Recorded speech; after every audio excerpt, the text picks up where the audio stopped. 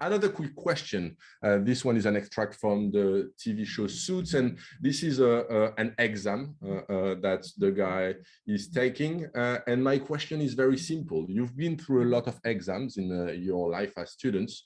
Who has the power in an exam room? Who has the most influence in an exam room? Is it the guy in the back who's monitoring the exam? Is it the students? Is it the professors who wrote the exam for the students? Is it the dean of the university? Can someone tell me who has the power in the classroom during an exam? Anyone wants to venture a guess? Either in the chat or in... Well, maybe students have power because only they can change their marks. So David, you're telling us that it might be the students? Yes. Someone else wants to venture a guess? Someone agrees or disagrees with David? I would say the person who grades the exam. So the person, so if I write the exam, but if someone else grades the exam, you would say that it's not me who has the power, but it's the person who grades the exam? Yes, I would say so. David, do you agree? He seems to be in disagreement with you. No, I think I agree. Yeah, nice idea.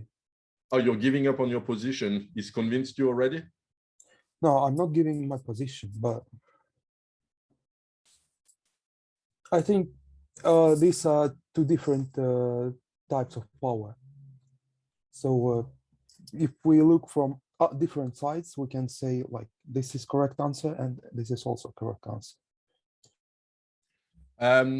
Okay, I was just being a bit provocative for you in you're giving up on your position.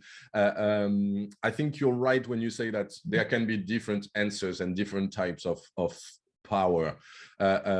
If you were to watch the first episode of Suits, you would see that Mike here at the center with the cap is going to use the fact that the professor doesn't know his name because it's an anonymous exam in order to escape and get what he wants. It's true that the professor who creates the exam has a lot of power about how the room is organized and what people do. The person who grades the exam has a lot of power over the students, and the person who monitors the exam has a lot of power as well. So it's not about what your position is, but you will see, we will talk a bit about power. It's about how do you use your position and the resources in order to get what you want.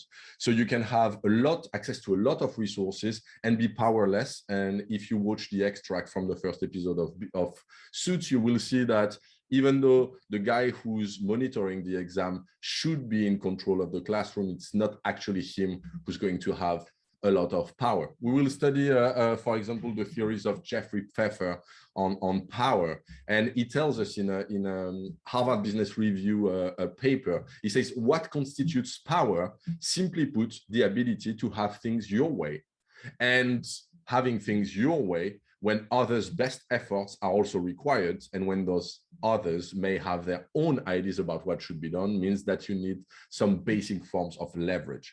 So in that course, we will teach you how to see resources and power plays and strategies, but also by understanding power and politics and how they work, you can learn how to get what you want, especially if on top of power, you study communication, as we will see together as well.